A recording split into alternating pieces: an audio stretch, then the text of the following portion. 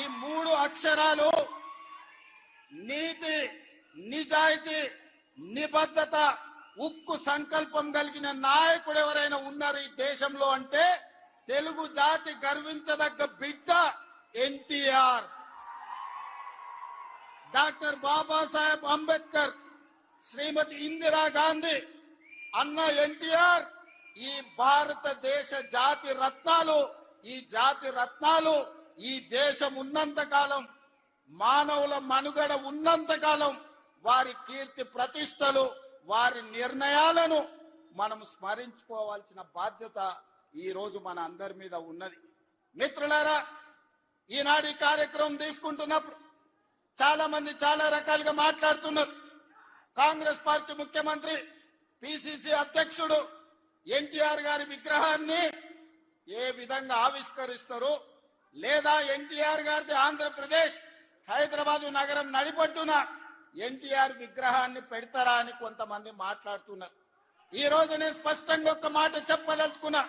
కులాలకు, మతాలకు, ప్రాంతాలకు, భాషలకు అతీతంగా ఈ దేశం గర్వించదగ్గ నాయకుడు ఎన్టీఆర్.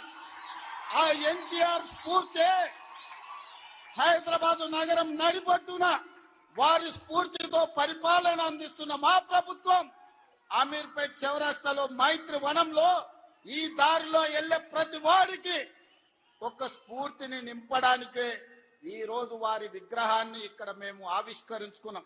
ఇది విగ్రహం కాదు, ఇది ఒక స్ఫూర్తి, ఇది ఒక గొప్ప అనుభూతి. ఒక ముఖ్యమంత్రిగా ఎన్టీఆర్ విగ్రహాన్ని ఆవిష్కరించడం అంటే నాకు జీవిత కాలం గుర్తుండిపోయే ఒక మధుర సంఘటన. ఎవరు ఏమనుకున్నా, ఎవరు ఎలాంటి విమర్శలు చేసినా నేను జడవదలుచుకోలేదు.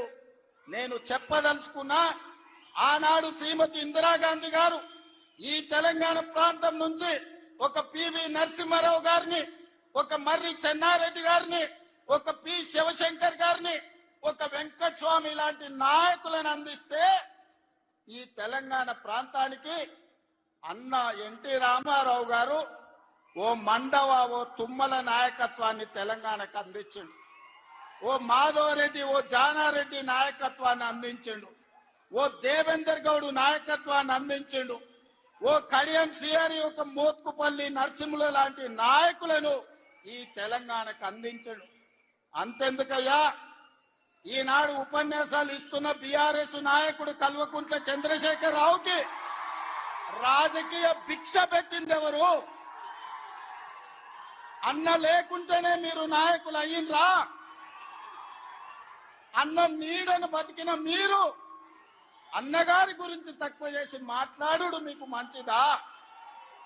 వారే కాదు, వారి పేరు పెట్టుకున్న వాళ్ళు కూడా ఈరోజు నాయకులుగా చలామణి అవుతున్నారు.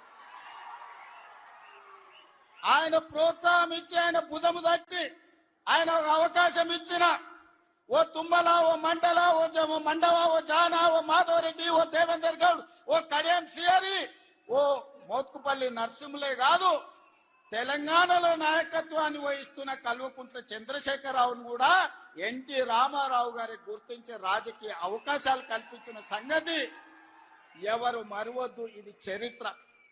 ఇంకొంతమంది ఆయన పేరు మీదనే చలామణి అవుతున్నారు. కొంతమంది నకిలీలు ఎప్పుడు ఉంటారు. వాళ్ళ ఆలోచనలు ఎట్లుంటాయో కూడా మనం చూస్తున్నాం. అందుకే ఇవాళ మిత్రులారా, ఈనాడు మేము అందిస్తున్న ఇందిరమ్మ ఇల్లు కావచ్చు, ఆనాడు ఎన్టీఆర్ గారు మొదలుపెట్టిన పక్కా ఇళ్ల పథకమే ఈనాడు ఇందిరమ్మ ఇళ్ల పథకం అని నేను ఈరోజు గర్వంగా చెప్పదలుచుకున్నా. ఈనాడు 3,24,00,000 మంది సన్న బియ్యం ప్రతి పేదవాడు దళిత వాడల్లో అన్నం తింటున్నాడంటే, సంటి పిల్లలకు బుక్కెడు పువ్వు తినిపిస్తున్నారంటే ఆ స్ఫూర్తి వెనకాల అన్న 2 రూపాయల కిలో బియ్యం పథకం ఉన్నదని నేను ఈరోజు చెప్పదలుచుకున్నా. ఇవాళ మేము ఇందిరమ్మ చీరలు ఇస్తున్నాం ఆడబిడ్డలకు. పండుగ పూట నాడు పెట్టే మేము చీర సారగా భావించి ఈనాడు పాలపిట్టల లెక్క ఈరోజు మా ఆడబిడ్డలు చీర కట్టుకుంటున్నారు. దీనికి స్ఫూర్తి ఆనాడు ఎన్టీఆర్ జనతా వస్త్రాలు పేదవాళ్లకు అందించి కూడు గుడ్డ నీడ అని ఎన్టీఆర్ ఏదైతే ఆలోచన చేసిండో ఆ స్ఫూర్తి ఈనాడు మా ప్రభుత్వంలో అమలు చేస్తున్న సంక్షేమ పథకాలలో కనిపిస్తుంది. మీరు ఒక్కసారి ఆలోచన చేయండి. ఈనాడు వైఎస్ఆర్ ప్రకటించిన ఉచిత కరెంటు కావచ్చు, ఈనాడు రైతులకు మేము అందిస్తున్న 24 గంటల ఉచిత కరెంటు, దీనికి స్ఫూర్తి ఆనాడు అన్న ఎన్టీఆర్ 50 రూపాయలకే హార్స్ పవర్ అని రైతాంగాన్ని ఆదుకోవడానికి వారు అందించిన విద్యుత్తే, వారు అందించిన శక్తే ఈనాడు ఉచిత విద్యుత్తు అని నేను చెప్పదలుచుకున్నా. ఇవాళ మిత్రులారా, ఆనాడు ఎస్సీల కోసం, ఎస్టీల కోసం, మైనారిటీల కోసం అమ్మ ఇందిరమ్మ పాటుపడితే బలహీన వర్గాల కోసం అన్న ఎన్టీఆర్ పాటుపడ్డాడు. ఇవాళ బలహీన వర్గాలు, పాలితులుగా ఉన్న బలహీన వర్గాలు ఈరోజు పాలకులుగా మారినరు అని అంటే అన్నగారి యొక్క ఆశీర్వాదం తెలంగాణ సమాజానికి అందబట్టే పాలితులుగా ఉన్న బలహీన వర్గాలు ఈరోజు పాలకులుగా మారినరు. ఒకనాడు గ్రామాలలో పటేల్ పట్వారీ వ్యవస్థ ఎంత బలంగా ఉండేనో, వాళ్ళ చేతుల్లో తెలంగాణ నలిగిపోతుంటే ఎన్టీ రామారావు గారు పటేల్ పట్వారీ వ్యవస్థను రద్దు చేసి పేదలకు విముక్తి కలిగించిన చరిత్ర ఈ ప్రాంతంలో ఉన్నది. ఆనాడు ఇందిరాగాంధీ గారు సాయుధ రైతాంగ పోరాటాన్ని స్ఫూర్తిగా తీసుకొని దళితులకు, గిరిజనులకు, ఆదివాసీలకు భూ పంపకాలు చేపట్టి అసైన్మెంట్ పట్టాలు ఇచ్చి గ్రామాలలో ఉన్న పేదలకు ఆత్మ గౌరవాన్ని ఇందిరాగాంధీ గారు అందిస్తే పటేలు పట్వారీ వ్యవస్థను రద్దు చేసి బలహీన వర్గాల ఆత్మగౌరవంతో బతికే అవకాశం ఎన్టీ రామారావు గారు కల్పించిండ్రు. మిత్రులారా,